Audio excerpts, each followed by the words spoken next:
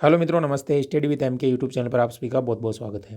मित्रों, आज से आपके लिए राजस्थान कर्मचारी चयन बोर्ड और आरपीएससी द्वारा पिछले वर्षों में जितने भी एग्जाम करवाए गए हैं, चाहे वो पटवारी, शिक्षक, वन रक्षक, एसआई, राजस्थान पुलिस, ग्राम सेवक, सभी प्रतियोगी परीक्षाओं के पेपर में यहाँ पर आपको हल करवाने वाला हूँ। उसकी सीरीज शुरू करने वाला हूँ। निश्चित रूप से आपको यहाँ पर बेनिफिट होने वाला है दोस्तों। तो आप इस वीडियो को एंड तक जरूर देखना और चैनल को सब्सक्राइब कर लीजिए दोस्तों। नीचे लाल बटन है, उसे प्रेस करके। तो मित्रों, आज मैं आपको यहाँ पर हल करवाने वाला हूँ ग्राम सेवक भर्ती परीक्षा, जो कि 2016 में आयोजित करवाई गई थी कर्मचारी चयन बोर्ड द्वारा। तो उसका ये पेपर है और हॉस्टल वार्डन और ग्राम सेवक दोनों में एक ही पेपर आया था। तो इसके जो इंपॉर्टेंट क्वेश्चन यहाँ पर है, आप देख सकते हो दोस्तों। शुरू करते हैं अपन। पहला प्रश्न है दोस्तों, राज्यपाल की अनुपस्थिति में उसके दायित्व का निर्वहन कौन करता है? बहुत ही अच्छा प्रश्न है दोस्तों। तो बता दीजिए, 4 ऑप्शन आपके सामने हैं। जी बिल्कुल सही उत्तर यहाँ पर हो जाएगा दोस्तों ऑप्शन नंबर 2। उच्च न्यायालय का जो मुख्य न्यायाधिपति है वो राज्यपाल की अनुपस्थिति में उसके कार्यों का निर्वहन करता है। जैसे केंद्र के अंदर राष्ट्रपति की अनुपस्थिति के अंदर जो है सुप्रीम कोर्ट का मुख्य न्यायाधीश होता है, वो करता है, उसी प्रकार राज्य के अंदर जो है उच्च न्यायालय का मुख्य न्यायाधीश करता है। चलिए आगे बढ़ते हैं। प्रश्न नंबर 2 आपकी स्क्रीन पर है दोस्तों। नीचे दिए गए 2 वक्तव्यों पर विचार कीजिए। कथन है दोस्तों, यहाँ पर देख सकते हो, राज्य का राज्यपाल अपने पद पर राष्ट्रपति की इच्छा प्रयाति रहता है। दूसरा है दोस्तों, कारण यहाँ पर देख सकते हो, राज्यपाल की नियुक्ति प्रधानमंत्री द्वारा होती है। तो इसका सही उत्तर क्या हो जाएगा दोस्तों? बिल्कुल यहाँ पर 3 नंबर है जो सही हो जाएगा, यानी ए सही है और आर गलत है। ए में आप देखते हो, राज्य का राज्यपाल जो है राष्ट्रपति की इच्छा होती है तब तक ही वो रहता है, उसको राष्ट्रपति हटा भी सकता है दोस्तों, या दूसरे राज्य में भी ट्रांसफर कर सकता है। लेकिन आर यहाँ पर गलत है कि राज्यपाल की नियुक्ति प्रधानमंत्री द्वारा होती है। नहीं दोस्तों, राज्यपाल की नियुक्ति आपको पता है राष्ट्रपति द्वारा होती है। चलिए आगे बढ़ते हैं। प्रश्न नंबर 3 आपकी स्क्रीन पर आ चुका है। निम्न में से कौन सा युग्म सही सुमेलित नहीं है? सही सुमेलित नहीं है इनमें से आपको बताना है। अनुच्छेद दे रखे हैं दोस्तों, तो बता दीजिए 3 नंबर का सही उत्तर। तो बिल्कुल दोस्तों, जो यहाँ पर अनुच्छेद 156 है, ये राज्यपाल की नियुक्ति और योग्यताओं से संबंधित नहीं है दोस्तों। अनुच्छेद 156 में क्या है दोस्तों, यहाँ पर जो है राज्यपाल की पदावधि से संबंधित है। पदावधि यानी कितने वर्ष तक ये अपने पद पर रहेगा दोस्तों। बाकी यहाँ पर जो है सभी ऑप्शन सही है। 154 के अंदर राज्यपाल की कार्यपालिका शक्ति होती है, 155 के अंदर नियुक्ति होती है और 163 में राज्य मंत्रिपरिषद का उल्लेख है दोस्तों। चलिए आगे बढ़ते हैं। सभी प्रकार के प्रश्न आएंगे दोस्तों। अभी पॉलिटिकल के प्रश्न आ रहे हैं, नीचे आपको जो है ज्योग्राफी, आर्ट, कल्चर, सभी प्रकार के प्रश्न देखने को मिलेंगे। चलिए क्वेश्चन नंबर 4 आपकी स्क्रीन पर आ चुका है दोस्तों। राज्य के उच्च न्यायालय के बारे में निम्नलिखित कथनों पर विचार कीजिए। 4 कथन आपके सामने हैं। संविधान के अनुच्छेद 213 में प्रावधान है कि प्रत्येक राज्य में एक उच्च न्यायालय होगा। दूसरा कथन है यहाँ पर, राज्य उच्च न्यायालय के न्यायाधीशों की नियुक्ति राष्ट्रपति द्वारा होती है। तीसरा है, अनुच्छेद 226 के अंतर्गत उच्च न्यायालय को कुछ लेख यानी रिट जारी करने का अधिकार है। चौथा है, भारतीय संविधान के प्रावधान के अनुसार 2 या 2 से अधिक राज्यों के लिए एक उच्च न्यायालय का गठन भी किया जा सकता है। तो बिल्कुल यहाँ पर जो है 3 नंबर सही हो जाएगा दोस्तों, यानी 2 और 3 और 4 सही है। यहाँ पर 2, 3 और 4 सही है। तो यहाँ पर देख सकते हो दोस्तों, बहुत ही अच्छा ये प्रश्न है, शानदार प्रश्न है। चलिए आगे बढ़ते हैं। राज्य मंत्री परिषद जवाबदेही होती है, तो किसके प्रति होती है दोस्तों राज्य मंत्री परिषद जवाबदेही? तो बिल्कुल दोस्तों, आप सभी को पता होना चाहिए, ये आरपीएससी फर्स्ट ग्रेड में भी ये प्रश्न आया है 2018 में, जो जनवरी में एग्जाम हुआ था। राज्य विधानसभा के प्रति और सामूहिक रूप से होती है दोस्तों, ध्यान रखना आपको, सामूहिक रूप से। ठीक है, अगर ऐसे आ जाए कि व्यक्तिगत रूप से, तो व्यक्तिगत रूप से दोस्तों जो होती है वो मुख्यमंत्री के प्रति उत्तरदायी होना चाहिए दोस्तों। ठीक है ना, तो याद रखना आपको। आगे बढ़ते हैं। प्रश्न नंबर 6 आपकी स्क्रीन पर आ चुका है। अधोलिखित राज्य सचिव में स्थित पदों को नीचे दिए गए कूट की सहायता से पद व सोपानीय क्रम से उच्च स्तर से नियोजित करते हुए सही का चयन करें। यानी दोस्तों यहाँ पर जो है ये पद आपको दे रखे हैं 4, इसमें से आपको बताना है सबसे बड़ा पद कौन सा है, उसके बाद कौन सा है, उसके बाद कौन सा है, यानी उच्च से निम्नतर, यानी हाई से निम्न लेवल पर आपको यहाँ पर इनको जमाना है। तो देख सकते हो 6 नंबर का सही उत्तर क्या हो जाएगा, फटाफट से कमेंट कर दीजिए। बहुत ही अच्छे अच्छे प्रश्न आपको यहाँ पर देखने को मिल रहे हैं दोस्तों। तो जी बिल्कुल 2 नंबर यहाँ पर सही हो जाएगा। सबसे पहले होता है दोस्तों सचिव, ठीक है, सेक्रेटरी होता है, उसके बाद में विशिष्ट सचिव का पद आता है, और उसके बाद में दोस्तों आता है उप सचिव का, और उसके बाद में सहायक सचिव का। तो इनको आप मिलान भी कर सकते हो, यानी 1 नंबर पे ये आ गया, उसके बाद 2 नंबर पे ये आ गया, और उसके बाद आप देख सकते हो यहाँ पर जो 3 नंबर पे है दोस्तों वो आपका आ गया उप सचिव। ठीक है, तो इस प्रकार से आप मिलान कर सकते हो। आगे बढ़ते हैं। अधोलिखित में से कौन सा कार्य जिलाधीश का नहीं है? ये प्रश्न उद्योग प्रसार अधिकारी में आया हुआ प्रश्न है दोस्तों। मैं कहता हूँ अगर आप डेली ये सीरीज मेरी ज्वाइन करोगे तो मैं गारंटी के साथ मैं कह रहा हूँ आपको राजस्थान जीके दूसरी जगह पढ़ने की जरूरत नहीं है।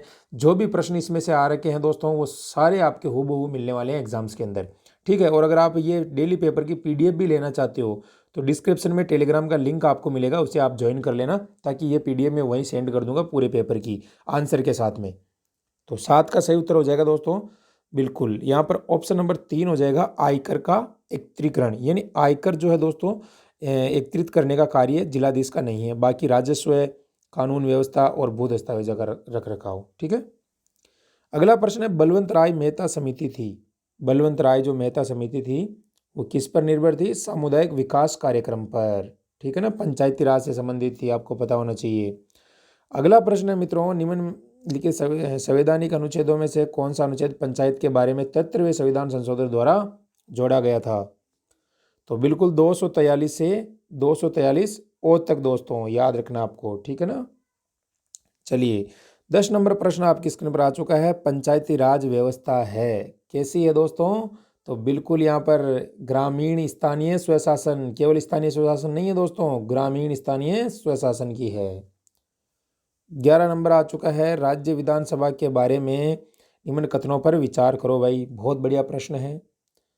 तो बिल्कुल दोस्तों 3 सही हो जाएगा, 1, 3 और 4। यानी इसका समय 5 साल का होता है, कार्यकाल पता है दोस्तों आपको, और जनता द्वारा प्रत्यक्ष रूप से निर्वाचन होता है। बिल्कुल, जो MLAs होते हैं दोस्तों आपको पता है, MLA मेंबर ऑफ लेजिस्लेटिव, हर विधानसभा में एक MLA होता है। उसके बाद राज्यपाल को इसके विघटन का अधिकार है दोस्तों। ठीक है ना, विघटन यानी दोस्तों जो है स्थगित कर इसको जो है विघटन कर सकता है राज्यपाल, इसका ध्यान रखना आपको। और जो विधानसभा का अध्यक्ष होता है दोस्तों वो स्थगित कर सकता है। ठीक है ना, तो विघटन और स्थगित दोनों चीज़ें अलग अलग है। स्थगित का मतलब दोबारा वापस सदन वो डेट डाल देता है कि इस दिन वापस कार्रवाई होगी, लेकिन विघटन हो जाता है तो विधानसभा का जो है अंत हो जाता है दोस्तों। ठीक है, फिर नई विधानसभा गठित होती है। चलिए 12 नंबर प्रश्न है, निम्न में से किस खेल में भारत को अक्टूबर 2016 में वर्ल्ड कप मिला था? देखो उस समय का प्रश्न था ये, करंट अफेयर्स का। तो कबड्डी में मिला था, आपको पता है दोस्तों। ठीक है ना, चलिए अगला प्रश्न है, 2016 में संयुक्त राज्य अमेरिका राष्ट्रपति डोनाल्ड ट्रंप किस राजनीतिक दल के उम्मीदवार थे? और ये प्रश्न आगे जो एग्जाम आएंगे दोस्तों, मैं गारंटी से कह सकता हूँ ये प्रश्न जरूर पूछा जाएगा। और साथ में ये भी पूछा जाएगा कि शपथ कब ली जाती है। तो अमेरिका का जो राष्ट्रपति है दोस्तों, जनवरी के 20 तारीख को हमेशा शपथ ली जाती है, जब भी चुनाव होता है जनवरी 20 को। ठीक है ना, याद रखना। इस बार भी जो है दोस्तों बाइडेन जनवरी 20 को शपथ लेने वाले हैं। और पार्टी जो है दोस्तों, 2 ही पार्टियां वहाँ पर ज़्यादा पॉपुलर है, तो रिपब्लिकन पार्टी है दोस्तों, वो हो जाएगा डोनाल्ड ट्रंप की। और उस समय हिलेरी क्लिंटन की जो पार्टी थी दोस्तों वो डेमोक्रेटिक पार्टी थी, और अभी भी जो बाइडेन की जो पार्टी है वो डेमोक्रेटिक पार्टी है, तो आपको याद रखना है। चलिए आगे बढ़ते हैं। भारत सरकार का नीति आयोग कब अस्तित्व में आया था? देखो नीति आयोग से संबंधित भी यहाँ पर प्रश्न आया है दोस्तों, तो बहुत ही अच्छा पेपर था। लेकिन दोस्तों मैं आपको आपकी जानकारी के लिए बताना चाहता हूँ, इस पेपर में बच्चों के 36% नंबर भी नहीं आए थे 100 में से। तो आप सोच सकते हो उस समय कैसा लेवल था, और इस बार भी ठीक ठाक लेवल का पेपर आपका यहाँ पर आने वाला है। तो 1 जनवरी 2015, नीति आयोग का पूरा नाम आपको पता होना चाहिए, भारत परिवर्तन संस्थान। दिल्ली पुलिस में एग्जाम में ये प्रश्न आया था। भारत की GST परिषद का अध्यक्ष कौन है? GST परिषद का जो है होता है दोस्तों वित्त मंत्री होता है, फाइनेंस मिनिस्टर होता है, जो अभी कौन है? निर्मला सीतारमण जी। ठीक है ना दोस्तों, चलिए आगे बढ़ते हैं। अगला प्रश्न आपकी स्क्रीन पर आ चुका है, 16 नंबर। देख लीजिए, एक तरफ दोस्तों यहाँ पर जो है पर्वतों के प्रकार है और एक तरफ क्षेत्र है, यानी कौन सा पर्वत कौन से क्षेत्र में है। तो मिलान कर दीजिए जल्दी से। देखो दोस्तों बहुत अच्छे प्रश्न है, अगर आप इनको पढ़ोगे मैं गारंटी के साथ में कह रहा हूँ पुनः आपको जरूर आपको फायदा होगा यहाँ पर। चलिए तो इसका सही उत्तर हो जाएगा दोस्तों ऑप्शन नंबर 1, यानी युवा जो वलित पर्वत है वो हो जाएगा उत्तरी अमेरिका का पश्चिमी तट। ठीक है, इसके बाद में बात की जाए तो प्राचीन वलित है दोस्तों उत्तरी अमेरिका का दक्षिण पूर्वी तट, और ज्वालामुखी जो है परिप्रशांत पेटी, और इसके बाद में भ्रंशखंड हो जाएगा उत्तरी अमेरिका का दक्षिण पश्चिमी तट। ठीक है, चलो जी आगे बढ़ते हैं। आगे फिर आ गया आपके सामने दोस्तों, ये बार बार प्रश्न आता है ऐसा प्रश्न कि जो पर्वत शिखर है वो कौन से महाद्वीप में है। ठीक है, तो शुरू करते हैं, अपन मिलान करते हैं। तो किलिमांजरो है दोस्तों, वो कहाँ हो जाएगा? फटाफट से कमेंट कीजिए। और ऑप्शन भी आपके सामने है नीचे, जल्दी से बता दीजिए भाई सभी। तो मैं पहले आपको बताता हूँ, राइट आंसर 4 हो जाएगा। तो किलिमांजारो दोस्तों अफ्रीका के अंदर है, ठीक है। उसके बाद में बात की जाए विंसन मेसेफ अंटार्कटिका में है। माउंट कोसियस्को ये दोस्तों ऑस्ट्रेलिया की चोटी है। इसके बाद एकांकागुआ दक्षिण अमेरिका में, ठीक है। तो इस प्रकार से आपको मिलान करना है। चलिए आगे बढ़ते हैं। क्षेत्रफल के अवरोही क्रम में विश्व के महासागरों का निम्न में से सही अनुक्रम कौन सा होगा। कितना अच्छा प्रश्न है दोस्तों, अवरोही क्रम बोला गया है। तो अवरोही क्रम का मतलब क्या होता है दोस्तों, कमेंट करके जरूर बताएं। एक तो आरोही क्रम होता है, आरोही क्रम होता है दोस्तों, आरोही क्रम का मतलब होता है बढ़ता हुआ क्रम। आरोही क्रम जैसे 1 2 3 ऐसे। एक होता है अवरोही क्रम यानी घटता हुआ 3 2 1। तो यहाँ पर अवरोही क्रम पूछा गया है। तो ऑप्शन नंबर 1 हो जाएगा अटलांटिक महासागर, हिंद महासागर, आर्कटिक महासागर और दक्षिण चीन महासागर। ये प्रश्न के अकॉर्डिंग आपको यहाँ पर राइट आंसर मिल गया। चलिए आगे देख सकते हो, सूची 1 को सूची 2 से आपको मिलाना है। तो जल्दी से मिला दीजिए भाई सूची 1 को सूची 2 से। लाजवाब प्रश्न है, शानदार प्रश्न है आपकी स्क्रीन पर। चलिए तो मिला देते हैं। विश्व का प्राचीन जो स्थान है दोस्तों, सभी को पता है आद्रतम स्थान मासिनराम है, ठीक है, जो कि मेघालय में स्थित है। और विश्व का शुष्कतम जो स्थान है दोस्तों, वो आपको पता ही है इक्रीक है, इक्कीक या इक्रीक। इसके बाद में जो है 4 नंबर हो जाएगा सी के अंदर, यानी जो है मी एलसुंड। और विश्व का ध्रुव दक्षिणी शहर हो जाएगा दोस्तों, कौन सा हो जाएगा, येसिसुआ, ठीक है ना, ये मासिनराम है, ठीक है ना। तो इस प्रकार से इसका 3 नंबर सही हो जाएगा, आप मिलान कर सकते हो यहाँ पर, ठीक है ना। चलिए 20 नंबर प्रश्न आपकी स्क्रीन पर आ चुका है। आर्द्रभूमि, पारिस्थितिक स्थल और राज्य बताइए जल्दी से। तो 2 नंबर हो जाएगा भोज है दोस्तों। भोज कहाँ पर है पता है आपको, मध्य प्रदेश के अंदर। चंद्रताल हिमाचल प्रदेश के अंदर, जो भी ताल है सब हिमाचल प्रदेश के अंदर है। सलर जम्मू कश्मीर में। और रुद्र सागर जो है दोस्तों त्रिपुरा के अंदर, ठीक है ना। तो ऐसे मिलान आप कर लेना। इसका सही उत्तर हो जाएगा 2 नंबर। चलिए जी आगे बढ़ते हैं। आगे देख सकते हो ये कृषि से रिलेटेड प्रश्न है। तो आशा करते हैं कि ऐसा प्रश्न नहीं आएगा भविष्य में, क्योंकि इस प्रश्न पे उस समय रीट यहाँ पर लगाई गई थी। चलो तो अगला प्रश्न देखते हैं। कर्क रेखा 80 डिग्री पूर्वी देशांतर भारत को 4 चतुर्थांशों में विभाजित करती है। किस चतुर्थांश के में कपास उत्पादन सर्वाधिक होता है। देखो कितना अच्छा प्रश्न पूछा है। तो दक्षिण पश्चिमी हो जाएगा दोस्तों इसका, ठीक है ना। चलो जी आगे बढ़ते हैं। भारत के सूती वस्त्र उद्योग के मुंबई से अहमदाबाद की ओर स्थानांतरण की मूल कारण क्या है, बताओ। तो अहमदाबाद में जो भूमि थी वो मुंबई की अपेक्षा सस्ती थी दोस्तों, ठीक है ना, इसलिए अहमदाबाद चले गए थे। मुंबई पैसों वालों की आपको पता है। चलिए आगे देख सकते हो। राजस्थान के भौतिक स्वरूप के संबंध में निम्नलिखित में से कौन सा कथन सत्य है, बताओ। तो बिल्कुल 2 नंबर सही हो जाएगा यहाँ पर। 2 3 और 4 यानी पश्चिमी रेतीला मैदान का जो है 41.50 बालू का स्तूप मुक्त प्रदेश है। और इसमें 3 नंबर की बात की जाए तो संरचनात्मक दृष्टि से राजस्थान के भौतिक स्वरूप के उत्तरी बृहत मैदान और प्रायद्वीपीय पठार का हिस्सा है। अरावली वर्तमान में अवशिष्ट पर्वतों के रूप में उपलब्ध है, ठीक है। तो ये तीनों यहाँ पर सही हो जाएंगे, ध्यान रखना है। अच्छा प्रश्न है। आगे बढ़ते हैं प्यारे विद्यार्थियों। यहाँ पर देख सकते हो ये बहुत ही अच्छा प्रश्न है, बट थोड़ा डिफिकल्ट प्रश्न है, ये कठिन प्रश्न मान सकते हो आप इसको। तो इस प्रश्न पर भी यहाँ पर जो है रिट लगी थी दोस्तों, तो मैं इस प्रश्न को भी छोड़ देता हूँ, क्योंकि बहुत सारे प्रश्न थे इसमें जिस पे यहाँ पर जो है रिट लगाई गई थी और डिलीट उनको करना पड़ा था विभाग को। तो ऐसे में आपको जो है ज़्यादा लोड नहीं लेना है ऐसे प्रश्नों पे, ठीक है। अपन आगे बढ़ते हैं। चलो आगे देख सकते हो आप, यहाँ पर मिट्टियाँ हैं, आपने पढ़ी होगी ज्योग्राफी के अंदर। तो जो ये मिट्टी के वैज्ञानिक प्रकार है वो आपको बताना है कौन से जलवायु प्रदेश के अंदर है। तो बिल्कुल यहाँ पर 4 नंबर सही हो जाएगा, कुछ भी करने की जरूरत नहीं है दोस्तों, सीधा सीधा मिला देना है। एरिडोसोल्स, एरिड शुष्क होती है और अर्धशुष्क। इंसेप्टिसोल्स अर्ध शुष्क एवं आर्द्र। उसके बाद में अल्फिसोल्स उपाद्र एवं आर्द्र। और वर्टिसोल्स आर्द्र एवं अति आर्द्र, ठीक है। तो एरिडोसोल्स, एल्फिसोल्स, वर्टिसोल्स, इंसेप्टिसोल्स ये मिट्टियां हैं, याद रखना है आपको, ठीक है ना। चलिए अगला प्रश्न आपकी स्क्रीन पर है, देख सकते हो। ये भी उस समय डिलीट हुआ था। मैं कह रहा हूँ 10 से 15 प्रश्न इसमें डिलीट किए गए थे दोस्तों। जो इंपॉर्टेंट है वही मैं आपको यहाँ पर बताने की कोशिश करूँगा दोस्तों। चलो यहाँ पर देख सकते हो 29 नंबर जो प्रश्न है, गत 3 दशकों में राजस्थान में 90% से अधिक गांव किस कृषिग्रस्त वर्ष में अप्रत्यक्ष अकाल एवं सूखे से पीड़ित हुए थे? बताओ 29 का। तो 2002 और 2003 इसका सही उत्तर हो जाएगा। सूखा पड़ा था उस समय दोस्तों। चलो अगले प्रश्न की तरफ चलते हैं। तो देख सकते हो एक तरफ लिफ्ट नहर है और उससे संबंधित लाभान्वित जिले हैं। तो देख लीजिए यहाँ पर इसका 3 नंबर सही हो जाएगा।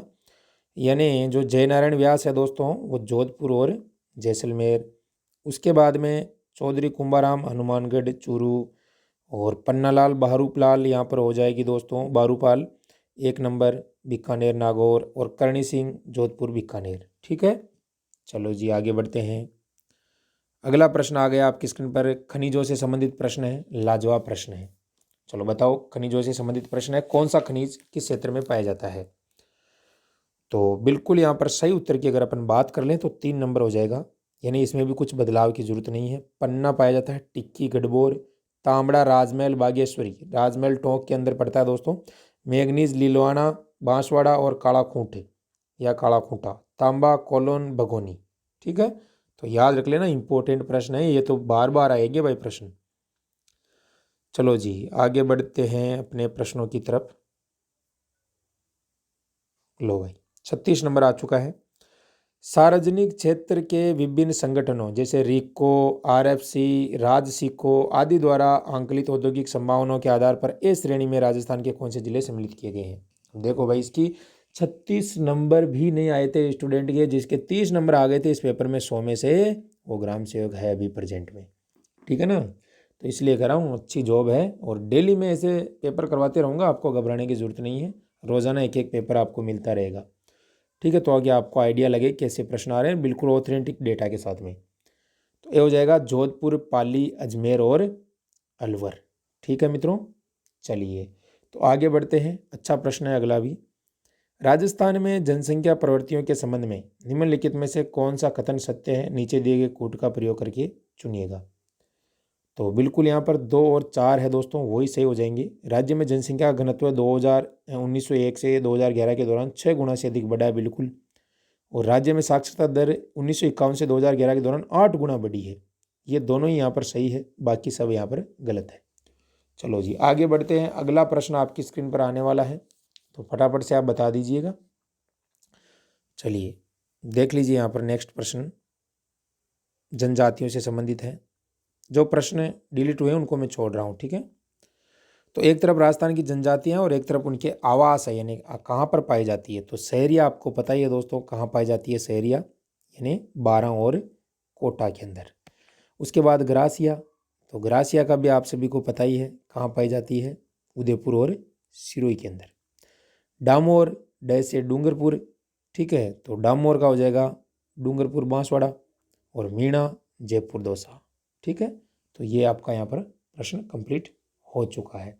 चलो आगे बढ़ते हैं, 40 नंबर प्रश्न की तरफ आते हैं। निम्न में से कौन से विकास कार्यक्रम राजस्थान में जनजातीय अर्थव्यवस्था के सुधार से प्रत्यक्ष संबंधित नहीं है? बताओ जी। तो 2, 3 और 4 ये नहीं है यहाँ पर, 2, 3 और 4, बाकी केवल एक ही है जो है संशोधित क्षेत्र विकास उपगम क्लस्टर योजना। ये जो है दोस्तों जनजाति की जो इकोनॉमिक कंडीशन है उसमें सुधार लाने से संबंधित है। बाकी ये तीनों है जो दोस्तों ये अलग अलग कार्यक्रम है, ये रोजगार के लिए है, ऋण के लिए है। ठीक है ना, ये मेवात, मंगरा, डांग। ठीक है ना, चलिए अगला प्रश्न आपकी स्क्रीन पर आ रहा है, ध्यान से आंसर देना आपको, जो इम्पोर्टेंट है वही मैं करवाऊंगा यहाँ पर। चलो 43 नंबर बताओ सभी। राजस्थान में स्वर्ण जयंती ग्राम स्वरोजगार योजना में 1 अप्रैल 1999 से कौन से विकास कार्यक्रम शामिल किए गए हैं? बताओ भाई। तो 1, 2 और 3 इसका सही हो जाएगा। यानी ये किया गया था समन्वित ग्राम विकास IRDP तथा ग्रामीण युवा रोजगार प्रशिक्षण ट्राइसेम। इसके बाद में 2 नंबर ग्रामीण क्षेत्रों में महिला एवं बाल विकास तथा औद्योगिक औजार सप्लाई, और 3 नंबर गंगा कल्याण। जवाहर रोजगार नहीं की गई थी, मिलियन कुआ स्कीम। ठीक है, मिलियन वेल स्कीम्स। तो याद रखना है आपको, इंपॉर्टेंट फैक्ट मैं यहाँ पर आपको बता रहा हूँ। चलिएगा आगे प्रश्न आपकी स्क्रीन पर आ रहा है। चलो ये अच्छा प्रश्न है भाई। सी रंगराजन विशेषज्ञ दल की रिपोर्ट 2014 के अनुसार 2011-12 में राजस्थान की कुल जनसंख्या में लगभग कितने व्यक्ति निर्धन आंके गए थे। तो इसका मैं आपके लिए छोड़ रहा हूँ, स्टार मार्क दे रहा हूँ, कमेंट करके जरूर बताइएगा। मुझे इसका आंसर नहीं मिला है तो आप जरूर बताना। चलो 45 नंबर प्रश्न है, बहुत लाजवाब प्रश्न है और ये हेडमास्टर भर्ती हुई थी उसमें पूछा गया था आरपीएससी की ओर से। सुरेश तेंदुलकर विधि के अनुसार राजस्थान के लिए परिकल्पित निर्धनता अनुपात में से कौन सा निष्कर्ष सही है, बताओ 45 का। तो बिल्कुल यहाँ पर जो है 2, 3 और 4 सही हो जाएंगे। यानी राज्य के शहरी क्षेत्रों में निर्धनता का अनुपात 2010 और 11-12 के बीच में घटा है 9.2। दोनों वर्षों में 2009 और 10-11 में अनुपात भारत की तुलना में घटे हैं राजस्थान के अंदर।